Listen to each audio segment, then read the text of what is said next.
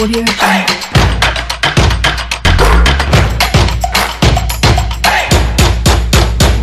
La symphonie du foot européen orchestrée par les spécialistes chaque lundi et vendredi à 7h sur votre radio. Analyse et commentaires sur les majeurs de nouvelles journées servies aux fans. Arsenal tient sa cadence. City avec Haaland renversant. Manchester United enchaîne en première ligue tel un Zorro. Benzema signe un doublé et libère le Real. Lewandowski déjà Pichichi de la Liga. Pendant ce temps, Mönchengladbach tient tête au Bayern. Hoffenheim dans le top 5. En Série A et en Ligue 1, ça cale pour la Juventus et le Paris Saint-Germain. Coup d'œil sur les groupes de Ligue Europa. L'on s'intéresse au tirage au sort des clubs français. Vos réactions, chers auditeurs internautes, sont à recevoir à notre standard 92 03 60 31 97 24 26 26. Anas PM gère la mise en onde de l'émission, la vidéo sur la page YouTube de Sport FM est l'œuvre d'Elom à Devon, Franck Nounyama, Delanof Atikboun, Vicente Noussoulé. Tous sont prêts pour les joutes verbales dans Plateau Foot Europe numéro 743. Plus d'infos, plus de fun, dans la bonne humeur, l'aventure. Installez-vous confortablement, mesdames et messieurs, bonjour. Même s'il n'y a pas de dames parmi nous, je fais un clin d'œil plutôt aux auditrices. Soyez pas surpris. Salut Vicente. Buenos días, Angelo. Buenos días a todos los oyentes. Ah, il a fait des cours d'espagnol. Ça sonne très bien. Félicitations. Bonjour aux auditeurs. Voilà, ravi encore de vous revoir. Nouvelle semaine. Beaucoup de courage à vous pour la suite. Merci beaucoup. Franck Nounyama, Guten Morgen. Morgen Angelo, bonjour à toutes et à tous. C'est toujours un plaisir. Oui, ça va, on rend grâce. Toujours. Beaucoup de courage à nous tous, mon cher Delanof. Bonjour et bienvenue encore une fois. Merci Angelo, bonjour, bonjour le plateau, bonjour à toutes les auditrices et à tous les auditeurs également. Ah oui, vous avez l'habitude toujours de faire votre précision. Et je vais vous demander, si vous êtes donné l'occasion de vivre une journée dans un stade de foot européen, dans un stade d'un club, lequel ce sera? Liverpool. Liverpool. Franck Nounyama? L'Alliance Arena. Naturellement, le Bayern Munich. Mon cher Vicente? Naturellement. Je ne sais pas, le terrain d'Agaza. Naturellement, oui, ouais. Le Santiago Bernabéu. Voilà qui est dit en tout cas. Merci monsieur, ça commence déjà dans la bonne humeur, histoire de bien planter le décor. Et nous allons d'abord démarrer avec la Ligue Europa.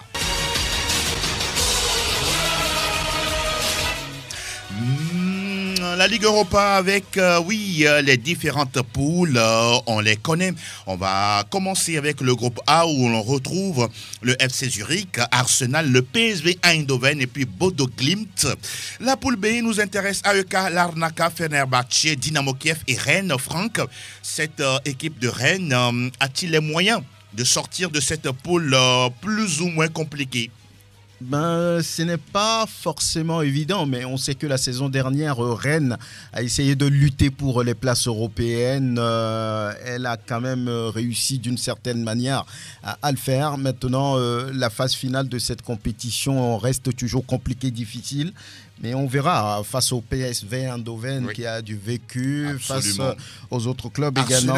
Arsenal qui est très en forme en ce début de saison. Ce n'est pas les mêmes compétitions, le championnat à part et puis les compétitions européennes. Qu'est-ce que j'ai dit? Non, Arsenal n'est pas dans la poule de Rennes, excusez-nous. Toutes mes excuses, je parlais tout à l'heure du groupe B. Il y a plutôt Fenerbahçe et le Dynamo Kiev.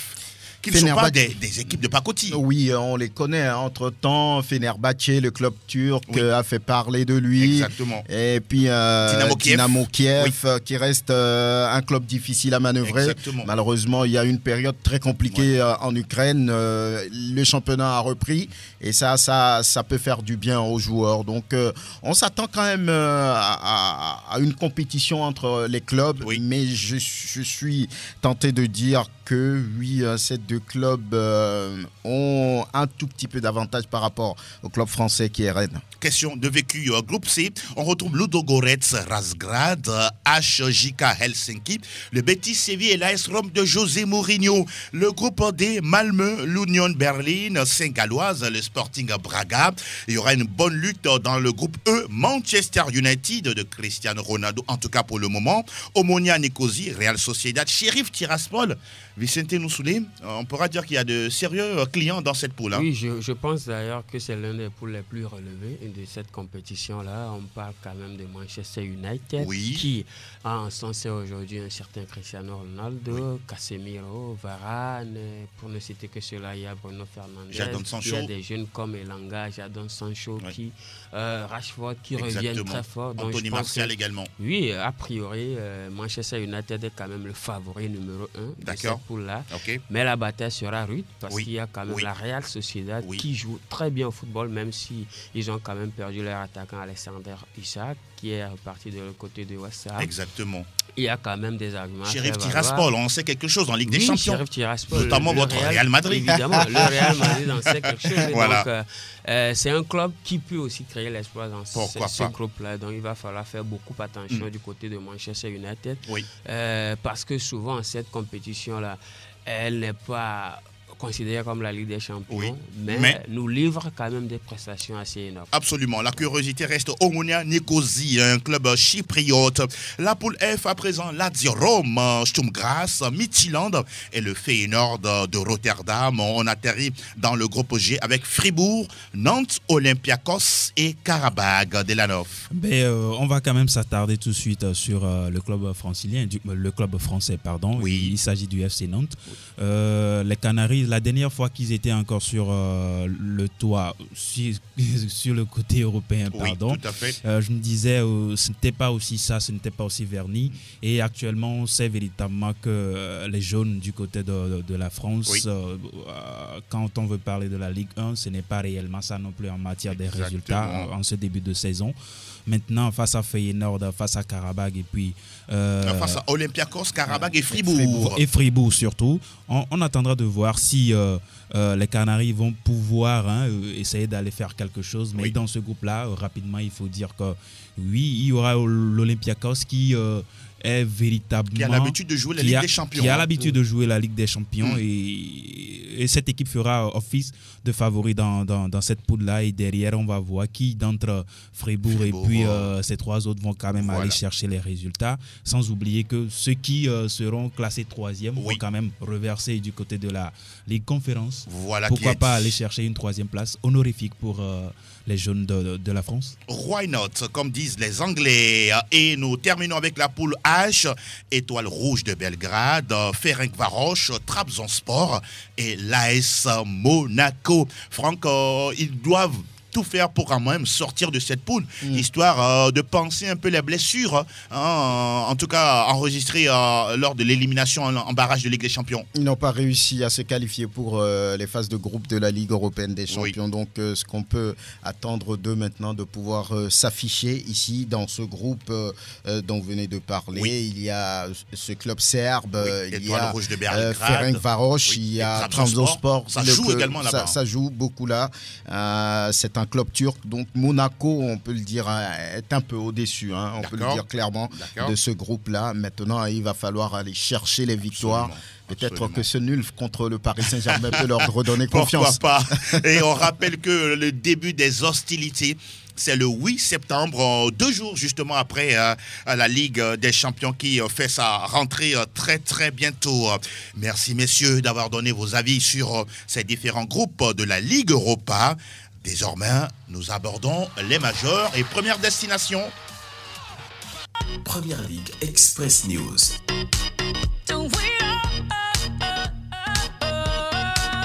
Nous sommes au royaume de Sa Majesté. 30 buts ont été marqués lors de la 4e journée de Première Ligue avec les résultats suivants. Chelsea qui s'impose face à Leicester 2-1 grâce à un doublé de Raheem Sterling. Southampton, Kovacic 0-1 devant Manchester United. Manchester City a renversé Crystal Palace 4-2 avec un triplé de Erling Braut Haaland. On va parler de Liverpool 9-0 face à Bournemouth. Oui, on n'est pas en Bundesliga ni en Liga espagnole. 9-0 de Liverpool. Les Reds qui se sont déchaînés. 1-1 entre Brentford et Everton. 1-0 pour Brighton face à Leeds United. Arsenal qui continue de gagner. Ça fait quoi? La 4e victoire de suite. 2-1 face à Fulham. Et puis dimanche, on a eu des résultats. Aston Villa 0, West Ham 1, 1-1 entre Wolverhampton et Newcastle United, et puis Nottingham Forest 0, Tottenham 2. Qu'est-ce que vous retenez de cette 4e journée, Vicente? Ouais, cette 4e journée a quand même offert des spectacles assez émouvants, exceptionnels, comme le match de Liverpool, vous venez d'en parler. 9-0. 9 buts à 0. Ça n'arrive pas quand même, on est en première ligue là. Oui, ça n'arrive souvent pas. Ces scores-là, on les enregistre. Mais on nous dit souvent que ça joue, c'est physique, c'est équilibré. Non, mais bon. en même temps, il y a quand même des clubs qui n'arrivent pas à tenir la dragée haute à des clubs comme Liverpool, Man City et autres. Donc, je pense que ces scores-là, souvent, on les enregistre du côté de la Bundesliga, parfois en Liga. Mais c'est rare de voir ce score-là en première ligue. Il y en a également en France, parfois également. Oui, parfois. Des 7-0, des 6-1. En France également. Mais je pense que c'est Liverpool qui s'est déchaîné, qui a tout déroulé face à ce club de Bournemouth, qui déjà a enregistré plus de 10 buts. Incroyable. Sur les deux premières journées. Donc, ce qui veut dire tout simplement que la voie était grandement ouverte à Salah et ses coéquipiers. Curieusement, Salah n'a pas marqué sur les 9 buts. C'est une belle curiosité quand même. Franck et même Henry, c'est incroyable. C'est étonnant. Oui, Franck. C'est incroyable. 9 buts et on ne l'a pas vu. C'est vrai qu'il a fait des passes, mais normalement, ce qu'on attend de lui, c'était de pouvoir participer à ce festival et de marquer des buts, de prendre position aussi au niveau des meilleurs buteurs, mais on ne l'a pas vu. Mais ce n'est pas le plus important. Le plus important pour Liverpool, c'est de se relever après 2 matchs nuls et puis une défaite en championnat. Ils l'ont bien fait. Et que dire de Haaland qui signe un triplé avec City? Le cyborg, il est là, est présent. C'est quand même un coutumier du fait. Ça fait son 13e triplé dans sa carrière. Le premier avec Manchester City, et on attend véritablement que le cyborg sera sur la durée. Et pourtant, City était mené 2-0 à la mi-temps. City était bien mené 2 buts à 0 à domicile à la mi-temps. Il fallait réagir. Voilà. Et je crois que Pep Guardiola a quand même secoué. Oui, tout à fait. Le mot est bien trouvé. Justement. A quand même bien secoué ses joueurs et de retour des vestiaires, on a vu véritablement une autre équipe de City qui est partie chercher les résultats, réduire d'abord les cas et après corser l'addition, et avec un triplé de Erling Braut Haaland, c'est tout bénef pour lui. C'est déjà 6 buts en 4 matchs. Je pense qu'il commence par affoler déjà les compteurs. Voilà, donc triplé déjà pour quelqu'un qui vient, j'allais dire, d'arriver dans ce championnat. Oui, Crystal Palace, vous avez vu, on va dire, le comportement de cette équipe. Ça n'a pas été facile pour les clubs qu'il a eu à affronter. Donc face à City, il y avait cette détermination et Haaland a pu sauver les siens. Donc c'est bien, ça veut dire qu'il commence par bien intégrer ce championnat et ça fait le bien des Sky Blues. Vous voulez dire quelque chose rapidement, 10 secondes également et parler d'Arsenal qui a commencé par affoler les statistiques. Je pense qu'il est bien parti pour être quand même l'un des meilleurs buteurs de ce championnat-là. Mais il y a quelque chose qui m'effraie un peu rapidement par rapport à Pep Guardiola. C'est que l'équipe de Man City a réagi 2 fois d'affilée. C'est rare. Ça ne vous rassure pas? C'est rare de voir Man City réagir. Qu'est-ce que ça veut dire selon vous? Man City est toujours dans l'action. Dans l'action, oui. C'est bizarre de voir Man City sur ces 2 derniers matchs. Ça laisse des inquiétudes. Cela laisse un peu d'inquiétude. Parce que face à certains clubs, ce ne sera pas facile du tout. Donc, ça, c'est vrai. Ça rentre un peu dans leur habitude. Regardez un peu le match contre Aston Villa. En fin de championnat dernier, où il fallait gagner. Ils ont été menés. Après, ils ont bien réagi. Ça aussi, ça fait partie, on va dire, du statut d'un grand. Voilà, 2-0 et après, gagner 4-2. Voilà, il faut le faire. On va parler de Arsenal. Ça fait 2 buts à 1, 4e victoire de suite. Un mot là-dessus? Tout roule pour Arsenal. 4 journées, ils sont devant City et les autres. Justement, on attend de voir, est-ce que ce sera la saison des Invincibles également du côté des Gunners d'Arsenal? Point d'interrogation.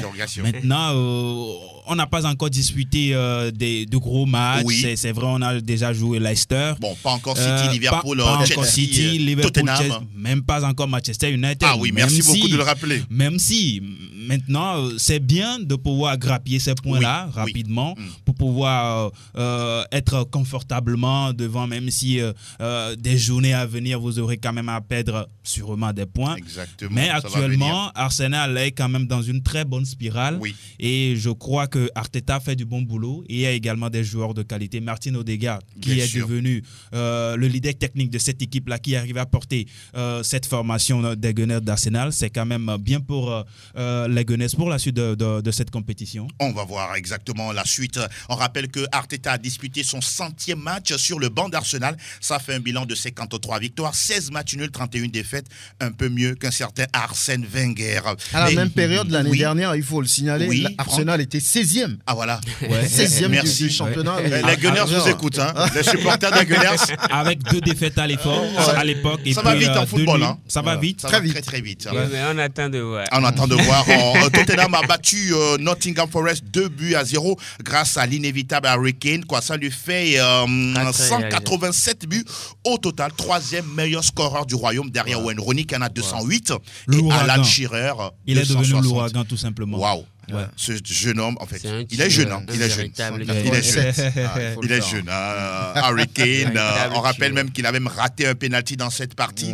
Ça ne lui arrive pas tout le temps. Il a quand même réussi 21 tentatives de suite dans le championnat anglais. Alors, au classement, on retrouve Arsenal leader avec 12 points. On a un trio à 10 points. City, Tottenham, Brighton. Leeds est 5e avec 7 points. Liverpool, non plutôt Chelsea est 6e, 7 points. 8e Manchester United, 6 points. 9e Liverpool. Et au classement des meilleurs buteurs, on retrouve Erling Braut Haaland, 6 buts déjà marqués en 4 journées. Mitrovic de Newcastle, 4 réalisations. Et puis Moreno de Leeds, 4 buts inscrits. Messieurs, on aura une 5e journée en semaine. Déjà demain ou mardi, vous voulez. Fulham Brighton, Crystal Palace Brentford, Southampton Chelsea, Leeds United Everton, Arsenal joue à domicile contre Aston Villa, City accueille Nottingham Forest. Il y a également match entre Liverpool et Newcastle. Et puis jeudi, Leicester joue à domicile contre Manchester United. Nous avons terminé avec la Première Ligue. Désormais, nous prenons la direction de... Aquí está la Liga Española. Nous sommes du côté de l'Outre-Pyrénées pour évoquer, mon cher Vicente, la Liga. On va commencer d'abord par Retafe. Que s'est-il passé dans le match face à Villarreal?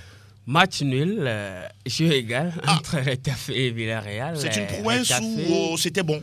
Un début de prouesse, on peut le dire. 0-0, c'est ça? Voilà, 0-0. Retafe a gagné son tout premier point du championnat. Ah oui, et donc, félicitations quand même à Dieng Dakonam et les siens, puisque Villarreal, ce n'était pas évident du tout. Donc, voilà, un point gagné sur ce match-là. C'est quand même un début de... Voilà. Pas mal. De prouesse. Franck, 0-0 face à Villarreal qui était leader du classement.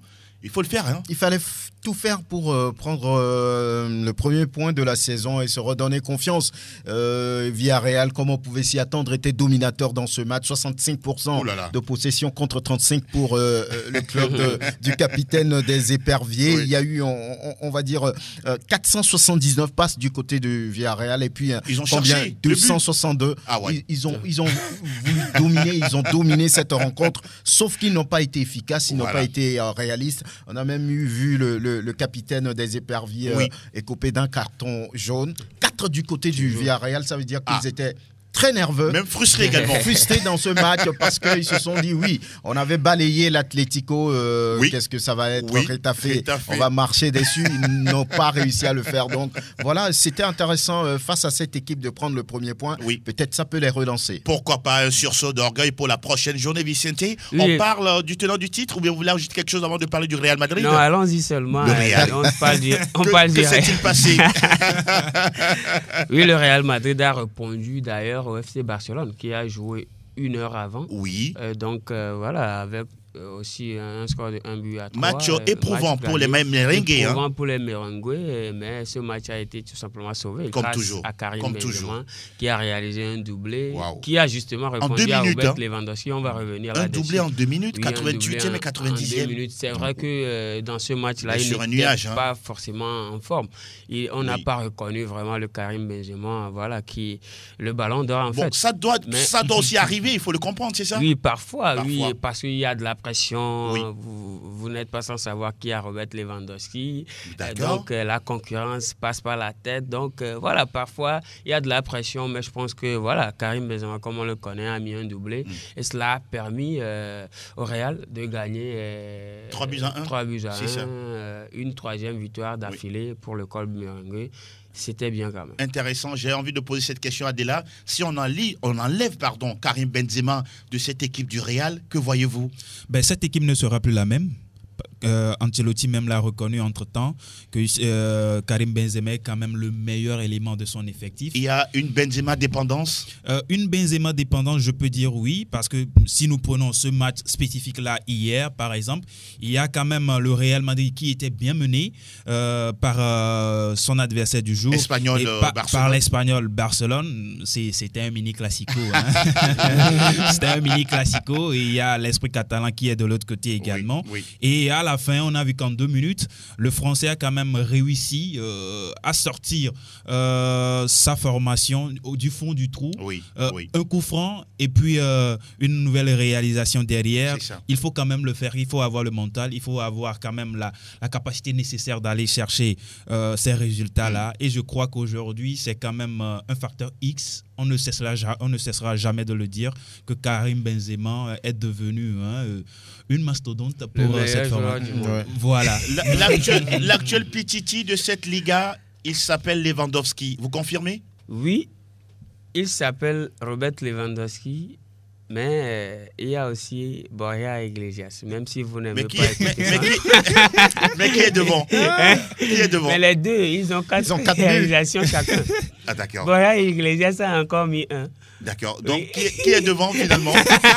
C'est Iglesias ou Robert? C'est Iglesias qui est devant Robert Lewandowski. Allons-y seulement. Premier ex-aequo. D'accord.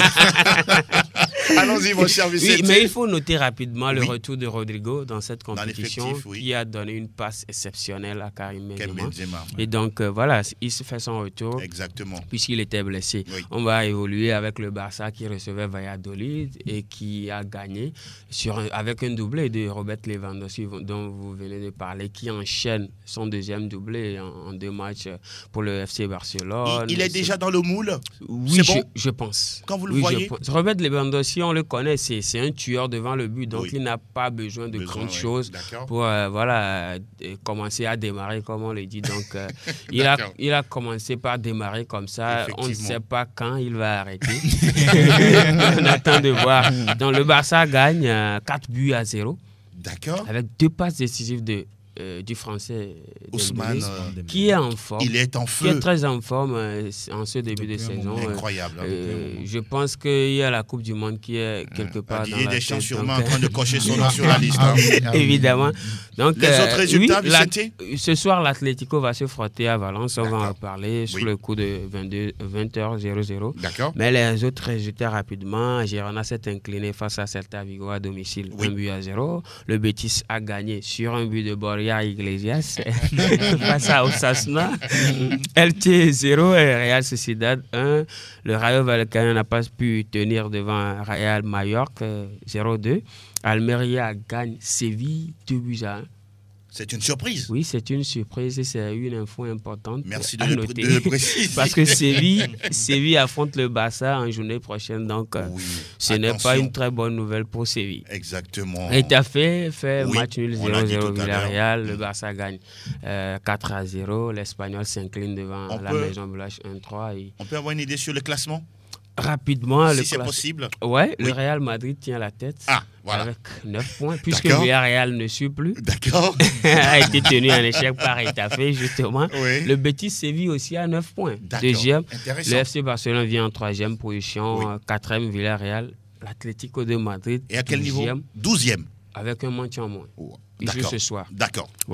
Donc, Séville, 15e. Les 3 derniers, Rétafé, 1 point. Valladolid, 1 point. Cadiz, 0 point. Cadiz, 0 point. Ouais. Pour l'instant, il n'y a pas de journée à jouer dans cette semaine pour vous. C'est parti pour la fin de semaine. Évidemment. On peut terminer, c'est bon? On peut aller à autre chose? Oui, il faut noter le tout premier match officiel de Jules Koundé. Jules Koundé, exactement. Finalement enregistré. Finalement enregistré, qui a vu d'ailleurs son enregistrement favorisé par le départ d'un autre Français. Naturellement. Samuel Umtiti. Accueilli comme un roi du côté de Lecce. On va en parler tout à l'heure. Delanov va nous dire tout à l'heure. Gracias, muchas gracias, señor. De nada, Angelo. Hasta pronto. Et nous poursuivons. Willkommen zum Total Bundesliga. Total Bundesliga. Nous allons d'abord prendre les nouvelles d'Offenheim, d'Ilas Bebou, avec vous, Franck Nounyama. Oui, Ilas Bebou, même s'il n'est pas encore là, son club a gagné, qui enchaîne 1-0. Ça a été une victoire difficile, mais victoire quand même 1-0 face à Osbourg, un but de Denis Jigger qui permet donc à ce club d'être, on va dire, dans le top 5 au classement. Vous allez le voir après. Voilà donc le score de Hoffenheim. Vous vous attendiez seulement, vraiment, véritablement, d'ailleurs, à ce qu'a produit le Bayern de Munich. Absolument. Mais bien, le Bayern a été tenu en échec à l'Allianz Arena par Mönchengladbach, un but partout. But de Marcus Thuram d'abord. Le fils de l'autre. Et les Bavarois ont couru derrière l'égalisation, et à l'arrivée, c'est le Roi Sané qui a permis donc aux hommes de Nagelsmann de pouvoir accrocher le point du match nul. On va rester un peu sur cette partie. Selon les statistiques, le Bayern a tiré pratiquement 33 ou 35 fois au but. Il a fallu un grand Yann Sommer qui a repoussé toutes les tentatives bavaroises. Oui, on connaît le gardien suisse. C'est quand même un très bon gardien, un excellent d'ailleurs. Il a prouvé pas mal de fois dans ce championnat, et la dernière fois, il a tout simplement écœuré les Bavarois en sortant des arrêts assez décisifs. Incroyable, quoi. Assez incroyable.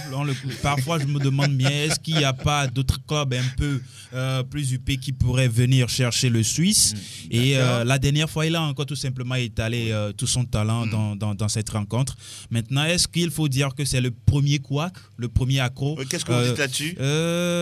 J'aimerais bien croire. Un score logique à la fin?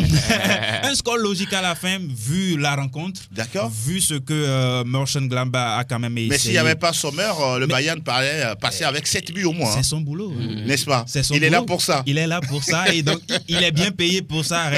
Raison de plus de pouvoir sortir encore d'autres performances, de cette même Maccabi pour les prochaines journées. Ce qui est quand même curieux, Mönchengladbach, la seule occasion en première mi-temps, ils l'ont transformé, et puis derrière... Et oui, Marcus Thuram, deuxième minute. Oui, presque. Presque. Il a mis le heure dans le vent. Il a mis le heure dans le vent, et voilà. Après, comme vous l'avez dit, Bayern a couru après le score. Sadio Mané par-ci, le Roi Sané, Gnabry, Thomas Müller. Tous ont essayé quand même d'égaliser. On a même vu une tête de Müller que Yann Sommer a dévié tout simplement pour un corner. Je pense que ce gardien a été quand même d'un atout, d'un véritable atout pour son équipe. Sinon, nul était sa performance. Je pense que le Bayern allait dérouler. Ça, c'est clair. C'est vrai que Mönchengladbach constitue quand même un des rivaux, si on peut le dire. Une des bêtes noires de ce Bayern-là. Sur ces dernières années. Désormais out. Oui, non. Dortmund n'existe plus sur la carte. Voilà qui est dit. Mais le Bayern a réussi quand même à arracher le point du nez. C'est ce qui était important. Est-ce que c'est inquiétant? Bon, on ne peut pas dire que c'est inquiétant. On sait que le Bayern doit pouvoir se relever. C'est un score surprenant par rapport au début de saison du club bavarois, parce que c'est un club qui est prêt à marcher sur tout le monde. Mais la dernière fois, ils ont été accrochés, forcément. Le 4-2-4 de Nagelsmann a été bien maîtrisé. De l'autre côté, par un 4-2-3-1 qui a bien fonctionné. Donc il y avait, lorsque vous avez devant Sané, lorsque vous avez Coman, lorsque vous avez Miller, lorsque vous avez Mané, ils ont été débordés de toutes parts. Mais vous l'avez dit, c'est un gardien qui les a sauvés. Le Sommer qui était infranchissable pratiquement. Et on va dire que quelque part c'est un résultat aussi logique, parce que lorsque vous regardez sur les dernières années, il y a 34 matchs, 13 victoires pour le Bayern et puis 11 pour... c'est presque équilibré. Et puis, 10 matchs nuls. Sur les 5 derniers matchs en championnat, il y a eu 2 victoires pour Mönchengladbach, 2 nuls et puis une seule victoire pour le Bayern. Donc ça s'explique un tout petit peu. Ils ont été débordés, ils ont été assaillis de tous les côtés. Vous allez voir, vous l'avez dit, 33 tirs cadrés pour les Bavarois contre 5 seulement pour Mönchengladbach. C'est-à-dire qu'ils ont bien dominé. 611 passes réussies dans ce match pour les Bavarois contre 284 pour Mönchengladbach. Donc c'est un résultat quelque part part logique. Quand on voit un peu les performances de Mönchengladbach, Vicente a parlé de bête noire. Je suis d'accord avec lui parce qu'avec Mönchengladbach, quel que soit le niveau du Bayern, il souffre toujours face à ce club-là. En tout cas, il y a eu du spectacle dans ce match et que d'émotions et de sensations que nous avons vécues cette fin de semaine dans ce match Bayern de Munich, Borussia Mönchengladbach. On va s'intéresser à d'autres résultats. Oui, Hertha Berlin a perdu à domicile face au Borussia Dortmund sur un but d'Anthony Modeste qui est venu remplacer. Il est toujours là, qui est venu remplacer Sébastien Haller, qui est souffrant. Schalke 04 a complètement chuté. Ils ont été balayés par Union Berlin.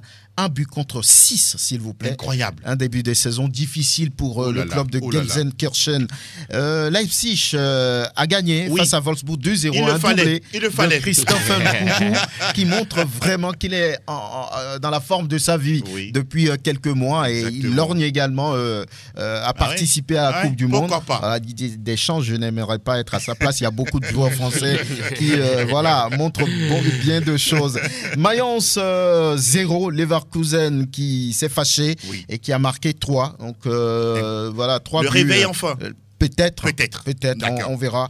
On avait parlé de Hoffenheim qui a gagné 1-0 face à Augsbourg. Werder a bien joué, mais ils se sont inclinés finalement. 3 buts contre 4 face à Francfort. Un but d'un ancien de la maison bavaroise et Borussienne, Mario Götze.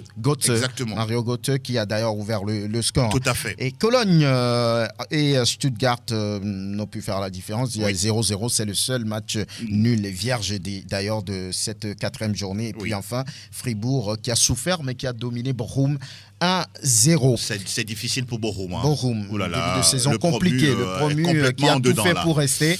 Mais c'est pas facile. Il y a 24 buts au total, donc une moyenne de 2 buts par match. Et on va regarder du côté des meilleurs buteurs. Nkunku prend le pouvoir désormais avec 4 buts, suivi de Becker, 4 également. Et Mané vient en 3e position. Musiala également 3 buts. Et puis Marcus Thuram également 3 buts pour boucler le top 5 des meilleurs buteurs. La meilleure défense, c'est bien. Naturellement. Le Bayern de Munich, 2 buts encaissés en 4 matchs. Et puis la meilleure attaque vient de ce club également. 16 buts marqués en 4 sorties. Le classement, le voici. Le Bayern est en tête avec 10 points. Union Berlin, surprenant 2e avec 10 points aussi. Et la prochaine journée, ce sera entre les deux. Bayern, le classique du dieu de tête. Union Berlin et 3e Fribourg, 9 points. Hoffenheim est 4e, 9 points aussi. Et puis Dortmund qui boucle le top 5, 9 points. Au bas du tableau, on retrouve 14e position Augsbourg, 3 points. 15e Wolfsburg, 2 points. 16e Schalke, 2 petits points. 2 matchs nuls après 4 sorties. 17e Hertha Berlin, ça ne va du tout pas. On a comme l'impression que l'arrivée ou bien le retour de l'Union Berlin en Bundesliga a complètement noyé l'autre club de Berlin. 1 point en 4 matchs. Et puis Bochum, pour le moment, aucune victoire. 0 points. On a 3 buts marqués côté Bochum, 13 encaissés. On ne sait pas ce que va donner la suite du côté de cette équipe du VfL Bochum. Dankeschön, frère Nunyama. Bis bald. Et nous sommes du côté de Benvenuto Calcio Italia. Nous déposons nos baluchons du côté de l'Italie et nous évoquons la Serie A italienne. Nous évoquons quel match? On va prendre la Juventus face à la Roma. La Juventus face à la Roma, c'était le match au sommet de la dernière journée, s'il faut dire, de la 3e journée. Et à la fin, le match a accouché d'un score d'un but partout. Il fallait le faire. Mourinho était content? Mourinho était bien content, vous le connaissez. Vous le connaissez très bien quand il fait des résultats comme ça, vu que son équipe était menée dès la 2e minute déjà sur une réalisation de Vlahovic, de Van Vlahovic, qui porte à son compteur but à 3. Un très magnifique beau but dès la 2e minute. Qui a laissé sur place Patricio, le gardien international portugais. Il ne pouvait rien. Comme on dit chez nous, Etialidi. C'est ça, non? Justement. Et on a vu que après ce but-là, la Juventus a quand même essayé de posséder le ballon. Il y avait un joli but de Locatelli. Il y avait refusé par après. Et derrière, on a vu que Temi Abraham également a quand même réussi. C'est l'homme de Mourinho. Hein. C'est l'homme de Mourinho, on le connaît très bien. Il a quand même réussi à faire ce point du nul là à son coach. Oui. Ce qui veut dire qu'il est quand même un homme de bras, pour le Portugais. Le général Mourinho. Le général Mourinho, justement. Et donc, pour les autres résultats rapidement, le Milan AC a quand même réussi à gagner. Intéressant. Avec notamment Olivier Giroud. L'inusable. 2-0 face à Bologne. Monza a encore perdu face à l'Udinese, 1-2. La Lazio de Rome, c'est la surprise. C'était un gros match, un bon match également à regarder. Gros match déjà, le vendredi. Face à l'Inter Milan. On en parlait ici, face à l'Inter Milan. Et à la fin, la Lazio a gagné 3-1. Et quel but de Pedro. Quel but de Luis Alberto. Voilà. Oh, c'est magnifique. C'était magnifique, tout simplement. L'Espagnol qui, depuis quelques années, on sent véritablement que n'est plus vraiment au top de sa forme. Mais après son passage du côté de Chelsea, il s'est réfugié du côté de la Lazio. Et aujourd'hui, on peut dire qu'il est en train de revivre une nouvelle jeunesse, pourquoi pas. Exactement. Et en attendant de voir sur cette saison s'il va essayer quand même de porter son compteur but, pourquoi pas à 10 ou 15 réalisations. Ce serait pas mauvais. Parce que la saison dernière, c'était autour de 8 et 9 buts. C'est pas mauvais en 38 journées. En 38 journées, pourquoi pas faire mieux. Il n'a plus aussi 18 ans, Pedro. Il n'a plus aussi 18 ans. Ça, c'est une réalité. On se rappelle, lors des Classicos, il a quand même marqué lors des finales de Ligue européenne des champions. Exactement. Justement, c'est quand même un joueur de qualité. Voilà. Et donc aujourd'hui, il faut quand même parler de qui également? Du score de Napoli. La Fiorentina.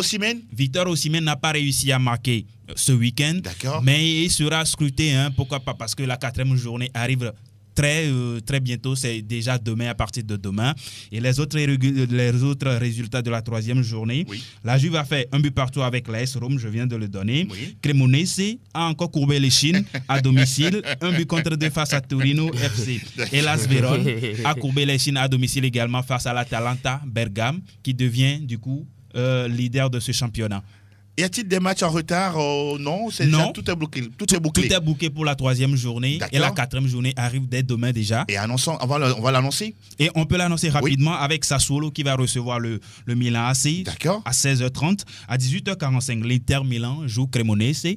Un promu. Est-ce que l'Inter va se relancer? Doit se relancer. L'Inter, moi je crains beaucoup plus Cremonese, qui jusqu'alors qui n'a pas encore connu de victoire, mais qui n'a encore engrangé le seul point. Est-ce que l'Inter Milan ne va pas se déverser sur ce promu-là comme Liverpool l'a fait du côté de l'Angleterre? Il faut le faire. Point d'interrogation. D'accord. L'AS Rome également va jouer Monza demain à 18h45. Mercredi 31 à 16h30. Empoli joue Hellas Vérone. La Sampdoria joue la Lazio. L'Udinese reçoit la Fiorentina. Et tenez-vous bien, la Juventus joue la Spezia. Jeudi, la journée va se fermer avec 2 matchs. L'Atalanta Bergame qui joue Torino, qui à eux deux aujourd'hui compte 7 points à leur compteur. Et également Bologne qui va accueillir Salernitana. Salernitana, actuel 10e au classement au niveau de la Serie A italienne. On reste avec vous pour 2 petites minutes concernant la situation Paul Pogba et son frère Mathias. Que se passe-t-il réellement? Ce sont quand même des choses qui ne devront pas être sur les réseaux sociaux, mais actuellement, c'est devenu monnaie courante, surtout pour les joueurs entre griffes africains, parce qu'avec les joueurs européens ou encore américains, on ne voit pas des joueurs qui évoluent du côté sur le continent américain, on ne voit pas trop ça. C'est quand même un règlement de compte. C'est quand même entre frères. Et pour moi, comme on le dit souvent en Afrique, le linge sale se lave en famille.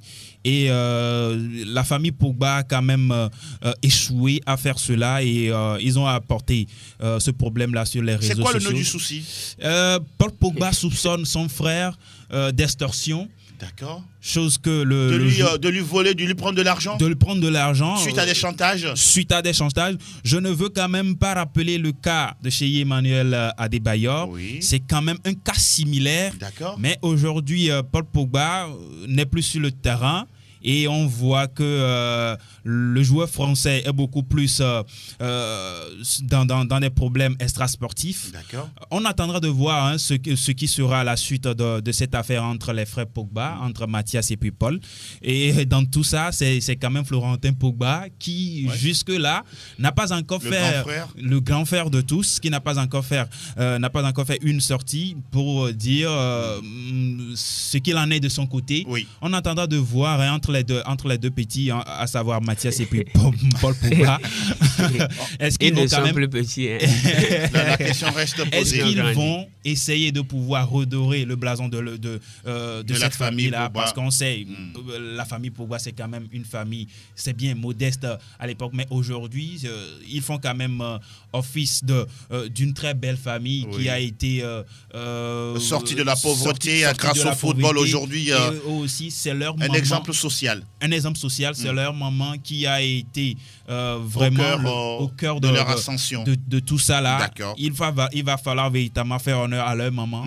Il faut penser à leur maman et revenir à de meilleurs sentiments. On attend de voir. Je ne sais pas, c'est triste. C'est triste tout simplement. N'est-ce pas, Franck? Je ne sais pas trop ce qui peut pousser les deux frères Mathias et Paul à arriver à ce niveau. C'est quand même incroyable. Il est soupçonné d'extorsion par son jeune frère. Et puis de l'autre côté, Mathias qui dit que Pogba lui a demandé, Paul, j'allais dire, lui a demandé d'aller voir un marabout pour jeter un mauvais sort à Kylian Mbappé. Donc en équipe de France. Il semble qu'il a envoyé une photo et sur la photo, il y a Griezmann et puis Mbappé. Et peut-être le marabout s'est trompé. Voilà pourquoi vous allez voir depuis quelques moments, Griezmann s'est éteint. Maintenant, il n'y a pas de preuve pour vraiment aller vérifier tout ça. Mais c'est dommage de voir ses frères arriver à ce niveau. Eh ben, c'est tout simplement triste. On suivra la suite de ce feuilleton Pogba. Épisode combien? On ne sait pas. Nous sommes désormais... Total Info Ligue 1. Info Ligue 1. Nous sommes en Ligue 1 et nous évoquons le 4e chapitre disputé en fin de semaine avec 33 buts enregistrés en tout. On rappelle que Ajaccio a coulé 1 but contre 3 devant Lille, 2 buts à 1 pour Lens face à Rennes. On note également la victoire de Nantes, renversante cette victoire, 3 buts à 1 face à Toulouse. Marseille qui corrige Nice 3-0 dans le derby de la Côte d'Azur. Montpellier qui surclasse Brest. Tonnerre de Brest, 7-0. On a 3-1, 3 qui a gagné 3-1, voilà, face à Angers. Et le Paris Saint-Germain, messieurs, on en parle, 1 but partout face à l'AS Monaco. Franck, c'est le premier accro de la saison. Voilà. Oui, même si on sait que, quoi qu'il arrive, le Paris Saint-Germain va gagner la compétition. Monaco vient de leur dire que, messieurs, mais vous ne passerez pas tous les jours. On en parlait la dernière fois. Kevin Volland qui a marqué contre eux et ils ont couru derrière. Il a fallu ce penalty de Neymar pour... et grâce à la VAR aussi, Franck. Et à la VAR pour gagner le point du nul. Oui. Vraiment, et ce pari doit faire très attention. Ça veut dire que tout n'est pas encore au point. D'accord. Et qu'il faut revoir encore des choses dans ce championnat. Vicente, on a vu que sur le cas du penalty, il y avait plus de polémique. C'est Neymar désormais le tireur numéro 1 du Paris Saint-Germain. Oui, ben, on le considère comme ça pour le moment. On ne sait pas ce qui a été dit. Vous aimez trouver des poussières de tête rasée. En fait, on ne sait pas ce qui a été dit dans le vestiaire. Oui. On attend de voir au prochain match si vraiment un penalty vient. Mais quelle façon de tirer le penalty de Neymar. Oui. Il le fait chaque fois, mais il le réussit toujours. Oui. Il attend le dernier moment. Oui, il attend toujours le dernier moment. Son travail, c'est ça. Le mouvement du gardien. Oui. Mais je pense que... à force de le tirer ainsi, les gardiens vont s'y habituer. Et puis voilà, sinon il doit parfois changer. Moi, je pense. C'est ce que Benzema fait souvent. Oui, à un moment donné, il a changé. Il varie, oui. Et voilà, il a varié. Donc, mais je pense que sur ce match-là, le Paris Saint-Germain s'est loupé tout simplement parce qu'on n'a pas retrouvé un Paris Saint-Germain qu'on avait retrouvé les toutes premières journées du championnat. Alors que la Ligue des Champions pointe son bout de nez. Évidemment, Lionel Messi un peu en dedans, Kylian Mbappé qui était complètement out. Out. Et qui plusieurs au Parc des Princes. On ne sait pas si c'est le sort qui fait son effet. Vous n'êtes pas sérieux. Mais c'est quand même Monaco qui a été... c'est un bon point pris par les Monégasques. Évidemment, un bon point. Mon cher Vicente, et plutôt Delanov, j'en suis arrivé. Mon cher Delanov, Christophe Galtier qui évoque déjà des soucis de fatigue pour le groupe parisien. Il ne fallait pas. Est-ce qu'il faut le comprendre? Moi, je me dis que nous sommes encore au tout début de championnat. Oui, seulement 4 journées. 4 journées de disputer. Il faut commencer par évoquer la fatigue. Les faiblesses du Paris Saint-Germain se font déjà voir. Il faut commencer par le dire. Parce que Monaco, on sait très bien que depuis le début de la saison, ce n'était pas ça. Et face au Paris Saint-Germain, hier, on a vu que cette équipe monégasque a quand même élevé un tout petit peu le niveau de jeu. Et à la fin, on a vu que c'est une équipe qui a été vraiment accrocheuse face aux Parisiens. Et à la fin, c'était un but partout. Il fallait le faire. Et qui plus est aussi au Parc des Princes. Vous venez de le dire avec un but de Kevin Volland. Il faut réaliser des exploits comme ça. Maintenant, du côté de Monaco, il va falloir commencer par grappiller des points comme ils l'ont fait hier. Il faut aller chercher les résultats comme on sait le faire. Et mieux se classer à la suite. Mieux se classer pour la suite parce que derrière, la coupe européenne vient. Et aussi avec le championnat, je pense. La Coupe du Monde également, des joueurs qui vont partir. Voilà. Et tout. On espère vivement que ce sera un bon point pris pour la suite. D'accord. On attend de voir exactement. On rappelle que le Paris Saint-Germain est devant avec 10 points plus 14.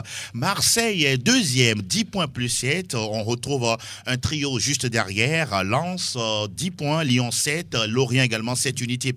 Monaco est 12e avec 5 points. Au bas du classement, on retrouve Angers-Nice. Oh, Nice, qu'est-ce qui se passe avec le club de Lucien Favre? 2 petits points en 4 journées. Reims et Ajaccio sont bons derniers. Neymar, meilleur buteur du championnat, suivi Neymar à 6 buts avec 4 pour Mbappé et puis 3 pour Sotoka. La 5e journée se joue mercredi. Tous les matchs se jouent mercredi. On aura entre autres Monaco 3, Ajaccio qui se déplace à Montpellier, Lille qui accueille Nice, le Paris Saint-Germain qui sera en déplacement au niveau de Toulouse, Marseille au Vélodrome accueille Clermont et puis un intéressant Racing Club de Lens, Lorient. Messieurs, c'est bien terminé pour le tour des majeurs. On notera le premier doublé de Sanchez. Alexis Sanchez. Ah oui, c'est vrai. Avec Marseille. Ça, c'est vrai. Oui. Ça fait du bien. Ça fait bien. Et puis, votre ami Tavares, Franck également a marqué. Encore marqué. Ça fait du bien pour Marseille. Il est en forme. Apparemment, la méthode d'Igor Tudor, on l'a traité de dur, mais ça prend. Ça prend, n'est-ce pas? Et ça prend pour le moment, mais je pense qu'on attend encore de voir ce qui va se passer dans la journée prochaine. On vous connaît assez prudent. J'ai vu une image sur les réseaux sociaux sur laquelle se trouvait Alexis Sanchez et Lionel Messi. Ça dit quoi déjà? Et un fan de Marseille dit qu'on est en train de voir le meilleur joueur de Ligue 1 qui est Alexis Sanchez et un joueur du Paris Saint-Germain.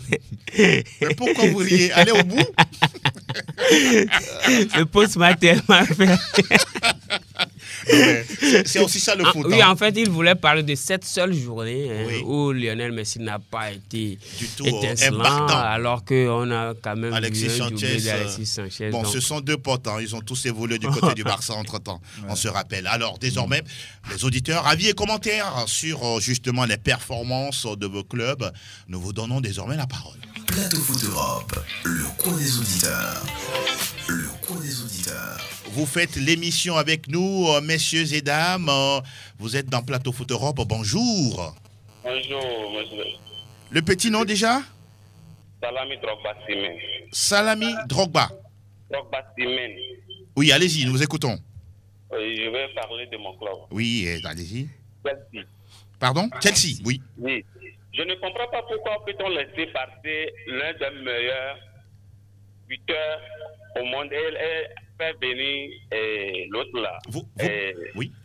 Sterling pour le faire jouer en attaque. Vous parlez de quoi? De Lukaku? Oui, bien sûr. Ah ben, il semble qu'il ne rentre pas dans le style de jeu de Thomas Tuchel. Non, pourquoi? Normalement, c'est lui qui devait changer le système de jeu. Oui. Oui,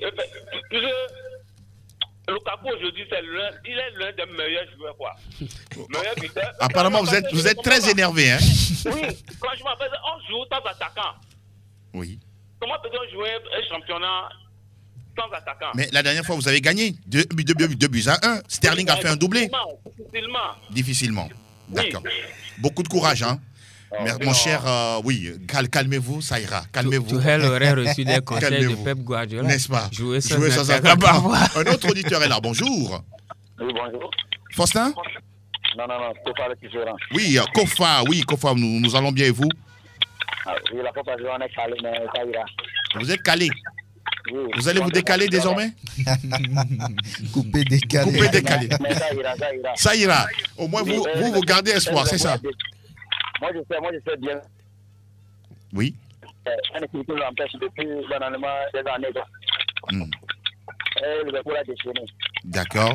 Mais le Vandepli a déroulé. Ok. Kofa, c'est bien noté.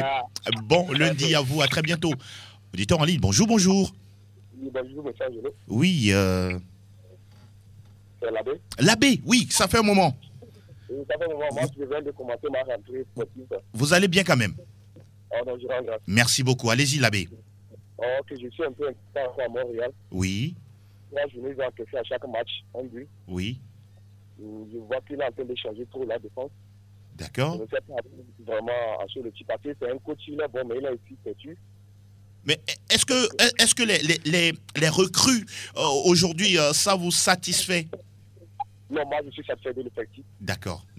Oui, je suis très satisfait de l'effectif. Parce que des fois, quand il y a trop de joueurs aussi, les coachs n'arrivent pas à se retrouver. D'accord. Je suis très satisfait. Juste que moi, je m'inquiète pour la défense. Oui. Parce qu'il a en train de changer à tout moment. Donc, bon, on verra bien par la suite de la compétition. Comme vous l'avez dit, on va attendre de voir la suite du parcours du Real Madrid en Liga et en Ligue des Champions. Merci beaucoup, l'abbé. À très bientôt. Merci. On continue. Merci, Anas. Salut sportif. Bonjour, monsieur Angelo. Oui, nous allons bien et vous? C'est Turi de Sao Paulo. Oui, mon cher ami brésilien. Oui. Vous parlez de mon équipe, le Real de Madrid. Le Real de Madrid, allez-y. Félicitations aux joueurs. Oui. Et donner un carton vert à Karim Benzema. Ah, toujours, hein. Il est sur un nuage, hein. Oui, et en plus, donner un carton rouge à Francky Perez. Ah, parce qu'il doit normalement acheter un attaquant. Ah, pour suppléer Karim Benzema. Voilà. Oui. Si jamais il est fatigué ou bien, voilà, il est un peu en dedans, on doit trouver quelqu'un d'autre. Voilà. Bon, Vinicius Junior est là, Rodrigo est là, Valverde et tout ça peut toujours marquer des buts. Eden Hazard est là. Et Mariano Diaz. Mariano Diaz également. Merci beaucoup, Tony. À très bientôt. Auditeur en ligne, salut. Salut, Angelo. Oui. C'est Julien. Julien, l'enfant sérieux. C'est ça. Alors, nous vous écoutons, cher Julien. Ça fait longtemps. Oh, nous sommes là. Et vous, ça va? Ça va bien, ça va bien. D'accord, nous écoutons Julien. Je vais bien, mon équipe aussi va très bien. Je peux dire comme ça. Magnifique. L'FC Barcelone va très bien. D'accord, vous êtes satisfait déjà? Oui, satisfait. 3 matchs, 2 victoires, oui. Un match nul. Un match nul. Et surtout, on a marqué 8 et on a encaissé seulement que 1. Voilà. Et, je vois ce sont de bons signes, hein? Exact, on a retrouvé une sérénité défensive. D'accord. Et Jules Koundé, hier, il s'est intégré comme s'il connaissait, il avait déjà joué dans le groupe. Dans le groupe, et ça c'est des bons signes. Et je crains pour le Bayern. Ah, d'accord. Le match est déjà lancé. Exact. Merci beaucoup, Julien. On va prendre notre revanche. La revanche du 8-2. Merci beaucoup, Julien. À très bientôt. On va prendre l'avant-dernier. Ah, bonjour, vous êtes là? Bonjour, Angelo. Bonjour, cher frère. Comment vous allez? Nous allons tous bien et vous? Je vais très bien aussi. Ibrou? 100%. Ibrou, nous vous écoutons. Ouais, sinon, nous, on s'est retrouvés. Ah, vous êtes perdu avant? Ouais, on avait un problème de... La vieille garde, ils ont accepté de rester au banc. Donc, vous voyez que tout va bien, très bien même. Tout va très bien.